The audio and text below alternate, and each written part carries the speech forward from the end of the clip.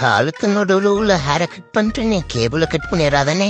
இன்னும் எந்த கனெக்ஷனே பார்த்தது இல்லை நானு. என் சன்னதியே நீ கத்திய கையாளுறதுல தானே இருக்கு. கொஞ்சம் பார்த்துனே. என்னடா சலூனா போய் க்ரூமிங் பண்றியே, க்ரூம் ஆயிட்டேன்னு கேட்காதீங்க. நம்ம வெட்டியா இருந்தாலும் நம்மள நல்லா மெயின்டைன் பண்ணிக்கணும்.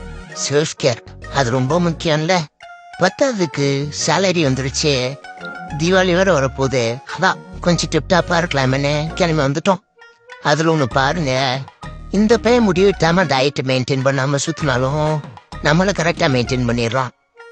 சரி முடிய வெட்டிட்டு குளிக்கிறான்னு போனா அண்ணன் போட்டு தவத்தவும் துவச்சிருந்துட்டாரு. அதுல மூஞ்ச புடிச்சு தேய்ச்சல விட்டா மூஞ்சலோட மீச முடி பிச்சுக்கிட்டு வந்திருக்கும் போல. ஆனா பரவாயில்ல, அண்ணன் நல்லா தான் குளிக்க வச்சாரு.